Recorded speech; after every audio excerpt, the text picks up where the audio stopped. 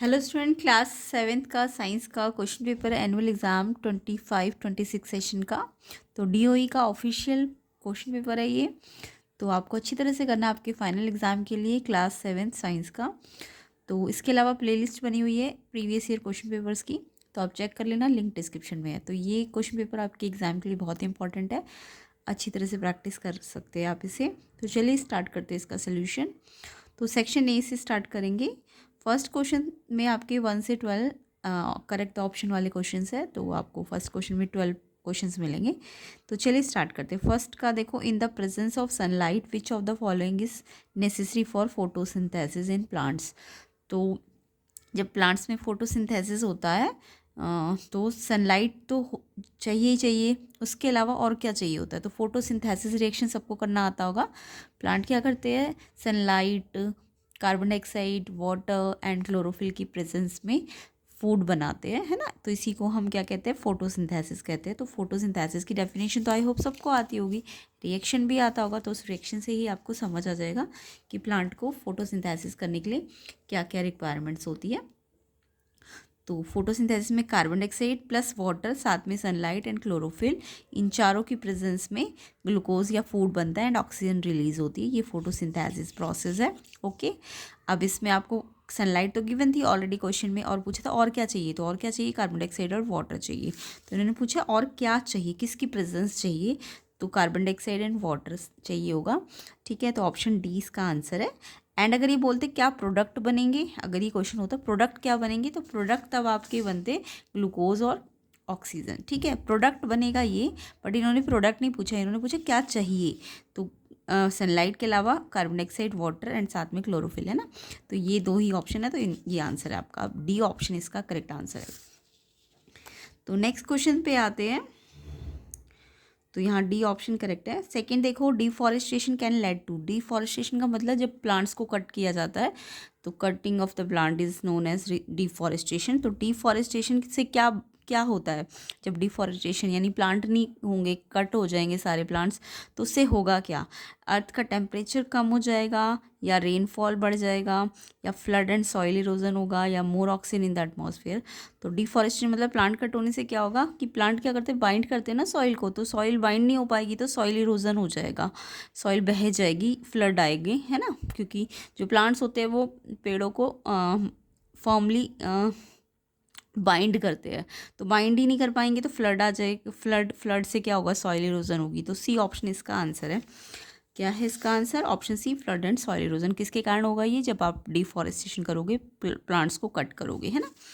Next है third, which of the following is not a physical change. इनमें से कौन सा चेंज है जो फिजिकल चेंज नहीं है, नहीं है। यानी फिजिकल चेंज क्या होता है, जहाँ पे सब्सटेंस की कंडीशन जैसी है वैसी रहती है, कोई नया सब्सटेंस नहीं बनता। बट जब फिजिकल चेंज नहीं है यानी नए सब्सटेंस बन रहे हैं, नॉट अ फिजिकल चेंज का मतलब केमिकल चेंज ढूंढना है आपको। तो यहाँ पे बोला फिजिकल नहीं होना चाहिए, तो आपको केमिकल और फिजिकल चेंज तो पता है ना। केमिकल चेंज जब प्रॉपर्टी चेंज हो जाती है, नए सब्सटेंसेस बन जाते हैं, है ना। और केमिकल चेंज जो होते हैं इरिवर्सिबल होते हैं, और जो फिजिकल चेंज होते हैं इसमें कोई नए सब्सटेंस नहीं बनते, कोई प्रॉपर्टी चेंज नहीं होती, और कई बार वो रिवर्सिबल भी हो सकते हैं, है ना, मतलब वापस उसी स्टेट में भी आ सकते हैं। तो फिजिकल चेंज नॉट, तो आपको पता है कर्डलिंग ऑफ मिल्क, जब मिल्क से कर्ड बन जाती है, दही बन जाती है, लैक्टिक एसिड में चेंज हो जाता है ना मिल्क, तो यानी वो प्रॉपर्टी चेंज हो गई, कर्ड बनते ही मिल्क वापस कर्ड वापस मिल्क थोड़ा ना बन पाएगा। मिल्क से कर्ड अगर बन गया तो कर्ड से मिल्क वापस नहीं बनती है, तो ये प्रॉपर्टी ही चेंज हो गई सब्सटेंस की, तो इसलिए ये एक केमिकल चेंज है। और इन्होंने यही तो पूछा है कि जो फिजिकल चेंज नहीं है, यानी उसका मतलब केमिकल चेंज पूछ रहे हैं ये, तो ये आपका केमिकल चेंज है, ए ऑप्शन इसका आंसर है। बाकी को देखें तो फ्रीजिंग ऑफ वाटर, वाटर अगर फ्रीज हुआ यानी वाटर अगर फ्रीज हो गया, तो अगर आप उसे गर्म करोगे तो वापस वाटर मिल ही जाएगा आपको, है ना। तो ये वापस अपने पुरानी स्टेट में आ सकता है, यानी रिवर्सिबल है। रिवर्सिबल है तो ये फिजिकल चेंज है, क्योंकि केमिकल चेंज तो इरिवर्सिबल होता है, क्योंकि वो वापस उस स्टेट में नहीं आ पाते। ठीक है, तो फ्रीजिंग ऑफ वाटर, वाटर की जस्ट स्टेट चेंज हुई है, तो स्टेट चेंज होने को हम फिजिकल चेंज बोलेंगे। क्या कहेंगे, physical change. Dissolving sugar in water, water में अगर शुगर को डिजॉल्व करोगे आप, तो वापस आप एवपोरेट करोगे तो शुगर वापस मिल सकती है ना आपको, तो यानी ये रिवर्सिबल है, रिवर्सिबल है तो ये फिजिकल चेंज है। Melting of wax, wax melt हो गई, अगर मेल्ट वैक्स है तो वो प्रॉपर्टी थोड़ी ना चेंज हुई है, चाहे फ्रीजिंग कह लो, डिजॉल्विंग शुगर कह लो, मेल्टिंग वैक्स, इनमें प्रॉपर्टी चेंज नहीं हो रही है, कोई नए सब्सटेंसेस नहीं बन रहे हैं। वैक्स मेल्ट हुई तो मेल्ट वापस वैक्स बन जाएगी मेल्ट होने के बाद, है ना। तो यानी कि ये आपका फिजिकल चेंज है। तो BCD ये तो फिजिकल चेंज है, क्योंकि ये रिवर्सिबल भी है, उसके अलावा ये इसमें कोई नए सब्सटेंस भी नहीं बन रहे। तो कर्डलिंग ऑफ मिल्क जो है, इसमें मिल्क कर्ड में चेंज हो गया, तो ये केमिकल चेंज है। तो आपको यही पूछा है कि कौन सा फिजिकल चेंज नहीं है, तो केमिकल चेंज पूछा है। तो ए ऑप्शन इसका आंसर है कि कर्डलिंग ऑफ मिल्क, क्योंकि ये केमिकल चेंज है तो ये एक फिजिकल चेंज नहीं है, तो नहीं वाला ढूंढना था आपको, तो ए ऑप्शन इसका आंसर है। ठीक है, बाकी सारे फिजिकल चेंज है। फोर्थ क्वेश्चन देखो, which part of the flower become the fruit after fertilization. तो आफ्टर फर्टिलाइजेशन कौन सा फ्लावर का पार्ट होता है जो फ्रूट में चेंज हो जाता है। तो फ्रूट में चेंज होती है ओवरी। ठीक है, ए ओवरी। ठीक है, तो इसका आंसर ओवरी है। तो फोर्थ का ए ऑप्शन आंसर है ओवरी। नेक्स्ट क्वेश्चन देखो, untreated sewage should not be release directly into reverse because it. जो अनट्रीटेड सीवेज होता है उसमें बहुत सारे केमिकल्स होते हैं, है ना। तो उसको हमें डायरेक्टली रिवर्स में रिलीज़ नहीं करना चाहिए, क्योंकि अगर हम बहुत सारे केमिकल्स है तो वो ऑक्सीजन लेवल को कम कर देंगे रिवर का। तो अगर ऑक्सीजन लेवल कम हो गया तो क्या होगा, उससे क्या होगा, वाटर पॉल्यूट हो जाएगा केमिकल्स के कारण, और उससे ऑक्सीजन कम होने से एक्वेटिक लाइफ किल हो सकती है। मतलब जो उसमें मछली वगैरह जो भी एक्वेटिक एनिमल्स होंगे वो सारे मर जाएंगे, क्योंकि केमिकल्स भी है, उसके अलावा ऑक्सीजन लेवल कम हो रहा है। बी ऑप्शन इसका आंसर है। तो ए इसलिए नहीं, क्योंकि ऑक्सीजन बढ़ेंगे थोड़ी ना, केमिकल डाल रहे हो तो ऑक्सीजन तो पानी की कम हो जाएगी ना, तो ये तो गलत है। हार्मफुल बैक्टीरिया मर जाएंगे, वो जो आपने डाला है अनसीवेज उसके अंदर ऑलरेडी हार्मफुल बैक्टीरिया है। ठीक है, इम्प्रूव द वाटर क्वालिटी, ये तो बिल्कुल गलत है कि जो अनसीवेज है वो तो ऑलरेडी केमिकल से भरा हुआ पानी है, तो वो वाटर क्वालिटी को तो डिग्रेड करेगा, है ना। तो आंसर क्या है, बी ऑप्शन की वो वाटर को पोल्यूट करेगा और एक्वेटिक लाइफ उससे किल हो जाएगी। ठीक है, तो आंसर समझ आ गया आपको। फिफ्थ का आंसर है B, pollute water and kill aquatic life. ठीक है, नेक्स्ट क्वेश्चन। तो ऐसे ही आपको डिटेल सोल्यूशन कंसेप्ट्स आपको वीडियोस में मिलेंगे डिटेल्ड सोल्यूशंस के साथ, तो आप प्लेलिस्ट को ज़रूर देख लेना, लिंक डिस्क्रिप्शन में है। सिक्स क्वेश्चन देखो, the function of fuse in an electric circuit. तो आपको पूछा है कि फ्यूज़ क्या करता है कि इलेक्ट्रिक सर्किट में। तो फ्यूज़ ना एक डिवाइस होता है जो कि सेफ्टी डिवाइस कह सकते हो आप इसे। ये क्या करता है, सर्किट को ना ब्रेक कर देता है जैसे ही करंट बहुत ज़्यादा आ जाता है, यानी ओवरलोडिंग हो जाती है ना, करंट ज़्यादा अगर आ जाए सर्किट में तो ये सर्किट को ब्रेक कर देता है, मेल्ट हो जाता है। ये टंगस्टन से बनी होती है फ्यूज़ की जो वायर होती है, तो वो मेल्ट हो जाती है जैसे ही करंट हाई होता है। तो ये सर्किट को ब्रेक करता है ताकि और जो इलेक्ट्रिकल डिवाइसेस है वो डिस्ट्रॉय होने से बच जाए, है ना। तो बी ऑप्शन इसका आंसर है कि फ्यूज़ का काम क्या है कि वो सर्किट को ब्रेक करता है जब करंट हाई हो।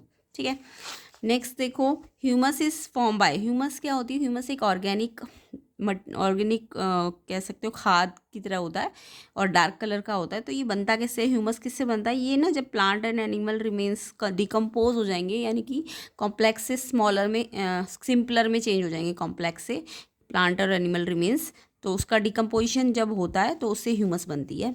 तो ये बहुत ज़रूरी होती है प्लांट्स के लिए। ठीक है, तो ये केमिकल से भी ज़्यादा अच्छी होती है, फर्टिलाइज़र से भी अच्छी होती है ये। ठीक है, तो ये एक कह सकते हो बायोडिग्रेडेबल होती है, क्योंकि फर्टिलाइज़र तो नॉन बायोडिग्रेडेबल है ना, वो तो पोल्यूशन फैलाते हैं। तो जो ह्यूमस होती है वो बायोडिग्रेडेबल होती है, प्लांट्स के लिए यूज़फुल होती है। कैसे बनती है, प्लांट और एनिमल्स रिमेन्स के डिकम्पोजिशन होने से। ठीक है, नेक्स्ट देखो, when a copper metal wire is heated at one end the other end become hot due to. तो कॉपर मेटल वायर जो होती है वो सॉलिड होती है। अब सॉलिड में हीट एक एंड से दूसरे एंड पे चली जाती है और उससे वो दूसरा एंड भी गर्म हो जाता है। कि रीज़न क्या है कि जो सॉलिड के, मान लो सॉलिड है, ठीक है, सॉलिड में क्या होता है, ये जो मॉलिक्यूल है अपने नियर बाई मॉलिक्यूल में हीट ट्रांसफ़र कर रहा है। तो जो सॉलिड में हीट ट्रांसफ़र है वो यहाँ से यहाँ पे धीरे धीरे कैसे पहुँचेगी, जैसे ही इसको हीट मिली तो इसके मॉलिक्यूल वाइब्रेट होना शुरू हो जाएंगे, काइनेटिक एनर्जी आ जाएगी और वो वाइब्रेट करेंगे, और काइनेटिक एनर्जी से वो इस वाले मॉलिक्यूल को क्या कर देंगे, एनर्जी ट्रांसफ़र कर देंगे। तो इस तरीके से ये वाला मॉलिक्यूल इसको इसको इसको तो ऐसे करके दूसरे एंड तक हीट ट्रांसफ़र हो जाएगी। तो सॉलिड में जो हीट ट्रांसफ़र मॉलिक्यूल के थ्रू हो रही है काइनेटिक एनर्जी बढ़ने से, तो वो आपका कंडक्शन प्रोसेस है। सी ऑप्शन इसका आंसर है, कंडक्शन। नेक्स्ट इसमें है तो answer C option. Which of the following is not the example of low cost on site sewage disposal system to improve sanitation. तो इनमें से कौन सा नॉट यानी नहीं है किसका, लो cost on site sewage disposal system, ताकि सैनिटेशन हो यानी सफाई वगैरह हो। सफाई वाला तरीका कौन सा नहीं है, सीवेज डिस्पोजल का।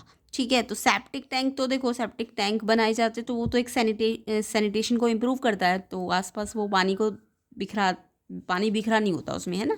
तो सेप्टिक टैंक तो आपका इम्प्रूव कर रहा है सैनिटेशन को, इन्होंने बोला नहीं कर रहा, नॉट वाला पूछा है। केमिकल टॉयलेट, ये भी देखो सैनिटेशन रखते हैं, है ना, साफ़ सफाई रखते हैं, इसमें भी बाहर फैला नहीं रहता। ओपन ड्रेन सिस्टम, देखो जो ओपन ड्रेन सिस्टम होती है, जो खुली नालियाँ होती है, उनमें क्या होता है, वो उनमें पानी ऐसे ही रहता है ना, अनट्रीटेड रहता है, और मतलब बहुत ही ज़्यादा गंदगी वाला पानी होता है ना, क्योंकि ओपन है तो मक्खियाँ वक्खियाँ भी होती है उसमें, तो ये सैनिटेशन को इम्प्रूव नहीं कर रहा है, ये नहीं कर रहा है। तो ये सी ऑप्शन इसका आंसर, क्योंकि नॉट वाला पूछा है कि जो सैनिटेशन को इम्प्रूव नहीं कर रहा। तो ओपन ड्रेन सिस्टम होगा, खुली नालियाँ होंगी तो वो तो गंदगी फैलाएंगी ना, तो वो सैनिटेशन उससे अच्छा थोड़ा ना हो रहा है। कंपोस्टिंग पिट, ये भी पिट है, तो ये भी आपको सैनिटेशन देंगे, सफाई देंगे, है ना। तो सी ऑप्शन इसका आंसर है।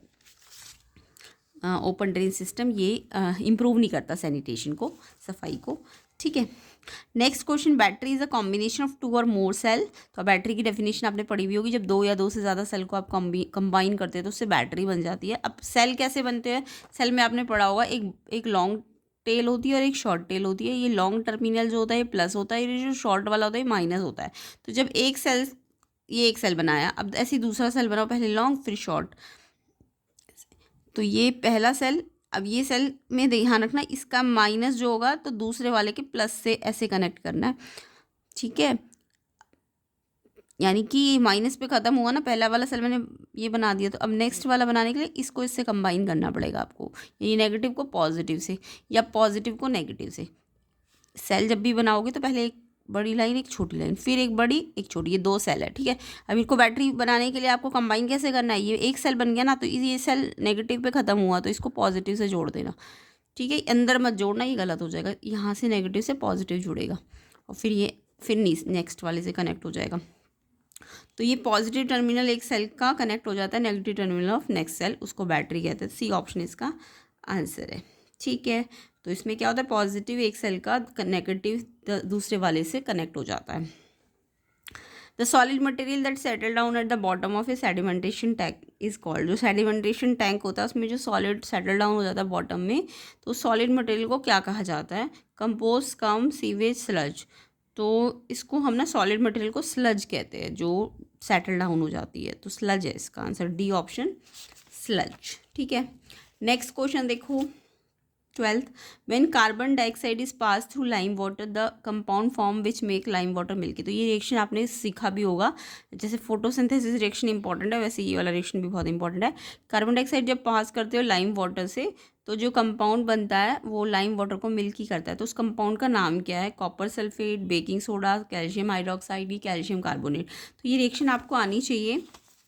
देखो कैल्शियम कार्बोनेट है इसका आंसर। कैसे, लाइम वाटर मतलब कैल्शियम हाइड्रोक्साइड होता है, स्लेक्ट लाइम कहते हैं इसको हम, स्लेक्ड लाइम। तो स्लेक्ड लाइम में हमने क्या किया, कार्बन डाइऑक्साइड डाली। अब ये स्लेक्ड लाइम और कार्बन डाइऑक्साइड CO2 को कहते हैं। ठीक है, अब ये स्लेक्ड लाइम और कार्बन डाइऑक्साइड जब मिलती है तो ये कैल्शियम कार्बोनेट बनाती है, और ये कैल्शियम कार्बोनेट क्या होता है, ये इनसॉल्युबल वाइट सॉलिड होता है, यानी इसे प्रेसिपिटेट कहते हैं।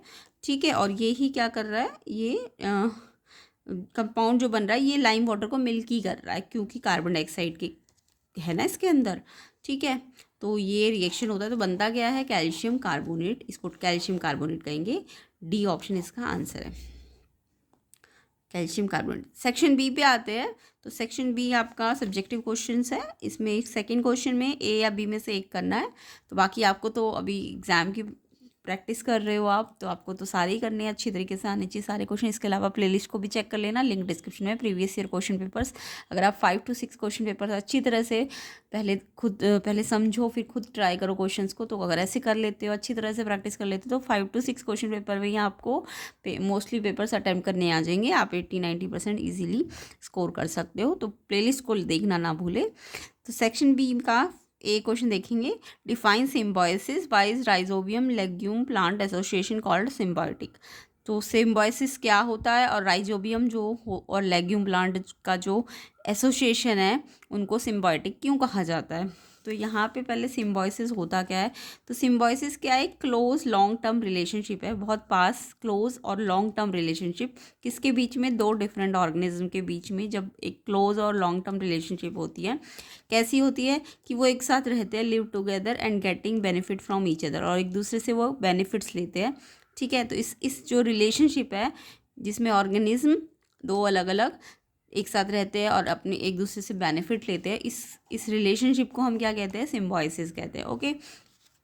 तो अब क्वेश्चन है कि राइजोबियम और जो लेग्यूम प्लांट है, लेग्यूम प्लांट बोले तो जो दाल होती है, पल्सेस या फिर बीन्स है ना, इनको हम लेग्यूम प्लांट कहते हैं, पीज, ये सब लेग्यूम प्लांट होते हैं, फली वाले प्लांट। और जो राइजोबियम होता है एक बैक्टीरिया होता है, ये इनमें कैसे सिम्बायोटिक, इनको हम सिम्बायोटिक क्यों कहते हैं इनकी रिलेशनशिप को, तो जो राइजोबियम बैक्टीरिया है ना वो live in the root nodule of leguminous plant, जो लेग्यूमिनस प्लांट के रूट नोड्यूल होते हैं वहाँ पे रहता है ये राइजोबियम बैक्टीरिया। और ये क्या काम करता है राइजोबियम बैक्टीरिया, ये कन्वर्ट करता है एटमॉस्फेरिक नाइट्रोजन, जो नाइट्रोजन एटमॉस्फेयर में होती है ना उसको वो अमोनिया में चेंज कर देता है, और अमोनिया कौन यूज़ कर लेते हैं, प्लांट्स यूज़ कर लेते हैं अपने फोटोसिंथेसिस करने के लिए। प्लांट को क्या चाहिए होती है, जैसे खाद चाहिए होती है ना, तो खाद के रूप में अमोनिया यूज़ करते हैं वो। तो अमोनिया मिल किससे रही है, ये राइजोबियम ही तो अमोनिया दे रहे हैं प्लांट्स को, क्यों, ताकि ये क्या काम कर रहे हैं, ये एटमॉस्फेरिक नाइट्रोजन, जो नाइट्रोजन एटमॉस्फेयर में है ना उसको अमोनिया में कन्वर्ट करते हैं, क्योंकि प्लांट डायरेक्ट एटमॉस्फेरिक नाइट्रोजन का यूज़ नहीं कर पाते हैं, तो उनको तो अमोनिया फॉर्म चाहिए होती है, तो ये कन्वर्जन जो है ये राइजोबियम बैक्टीरिया करता है। उसके बदले में प्लांट क्या करते हैं, प्लांट लेग्यूम प्लांट को प्रोवाइड करते हैं कार्बोहाइड्रेट या फूड, किस प्रोसेस से, फोटोसिंथेसिस प्रोसेस करके वो फूड बनाते हैं, और इस तरह से लेग्यूम प्लांट को तो फूड मिल जाता है और प्लांट्स को क्या मिल जाता है, ये अमोनिया जो मैन्योर है वो उनको मिल जाती है। कौन देता है, राइजोबियम बैक्टीरिया। तो एक दूसरे को ये बेनिफिट्स दे रहे हैं, इस बेनिफिट्स देने की जो प्रोसेस है या रिलेशनशिप है इन दोनों के बीच में, उसी को हम सिम्बायोसिस कहते हैं, ठीक है। नेक्स्ट क्वेश्चन और वाला है, give one example of the following, a parasitic plant, an insectivorous plant, a saprotroph, a heterotroph. तो पैरासिटिक प्लांट कौन सा है, उसका नाम है कस्कटा, ठीक है, ये पैरासिटिक प्लांट होता है। And insectivorous plant Venus fly trap होती है। सेप्रोट्रॉफ जो डेड डिकिंग चीज़ें खाते हैं, सेप्रोट्रॉफ कहते हैं उन्हें, मशरूम है इसका एग्जाम्पल। एंड हेट्रोट्रॉफ जो अपना खाना खुद नहीं बनाते हैं, दूसरों पर डिपेंड होते हैं। तो ऑटोट्रॉफ तो प्लांट्स होते पड़ा होगा जो खुद बनाते हैं खाना, बट हेट्रोट्रॉफ जो दूसरों पर डिपेंड रहते हैं, प्लांट्स पर डिपेंड रहते हैं, तो वो ह्यूमंस भी कह सकते हो, एनिमल्स भी कह सकते हो। तो हेट्रोट्रॉफ कौन है, ह्यूमन या एनिमल्स। नेक्स्ट देखो third question, why flowers are considered as the reproductive organ of plant. Flower को हम प्लांट का रिप्रोडक्टिव ऑर्गन क्यों कहते हैं। और नेक्स्ट इसमें, how method of asexual reproduction in bryophyllum is different from the spirogyra. तो जो एसेक्सुअल रिप्रोडक्शन है उसमें ब्रायोफिलम और स्पाइरोगायरा के रिप्रोडक्शन में क्या डिफरेंस है। तो एसेक्सुअल रिप्रोडक्शन तो सबको पता है, जिसमें सिर्फ मेल या फीमेल दोनों में से कोई एक पार्टिसिपेट करता है ना, दोनों पार्टिसिपेट नहीं करते। सेक्सुअल में तो दोनों पार्टिसिपेट करते हैं, मेल फीमेल, बट एसेक्सुअल में सिंगल मेल या और फीमेल दोनों में से कोई एक रिप्रोडक्शन कर लेता है। तो ब्रायोफिलियम और स्पाइरोगायरा दोनों ही सेक्सुअल रिप्रोडक्शन करते हैं, बट इनका करने का तरीका अलग होता है। तो पहले तो हम पढ़ते हैं why flowers consider reproductive organ. तो फ्लावर्स को हम रिप्रोडक्टिव ऑर्गन्स क्यों कहते हैं, क्योंकि जो प्लांट्स होते हैं ना, क्योंकि इनके अंदर इन फ्लावर्स के अंदर क्या कंटेन होता है, मेल और फीमेल पार्ट। जो मेल और फीमेल पार्ट होता है रिप्रोडक्टिव स्ट्रक्चर के लिए जो चाहिए होता है, जैसे मेल में स्टैमिन होती है इनके पास, और कार्पेल फीमेल पार्ट होता है, कार्पेल के अंदर ओवरी होती है ना, ओव्यूल, एग्स बनते हैं जिससे, ठीक है। तो ये सब किसके, मेल और फीमेल पार्ट दोनों होते हैं फ्लावर के पास, इसलिए इसको हम क्या करते हैं, ये क्या कहलाते हैं, रिप्रोडक्टिव ऑर्गन्स कहलाते हैं, क्योंकि ये मेल फीमेल से सेक्सुअल रिप्रोडक्शन परफॉर्म करते हैं, ओके। नेक्स्ट इसमें पूछा है कि ब्रायोफिलम और स्पाइरोगायरा के रिप्रोडक्शन में क्या डिफरेंस है।